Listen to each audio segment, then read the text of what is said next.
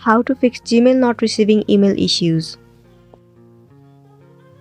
So the very first thing you want to do is to head over to your application Gmail.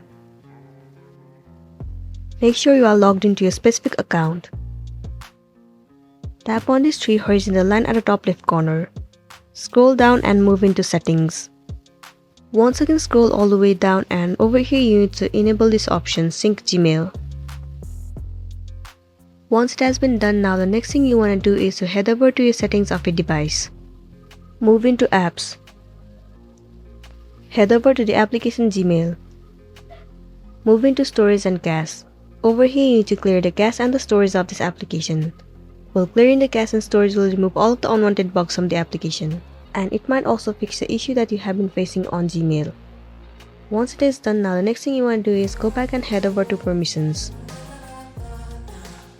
Over here you need to make sure that you have allowed permission to all of these options. Well, if you haven't, then it might be one of the reasons that you are not receiving the email.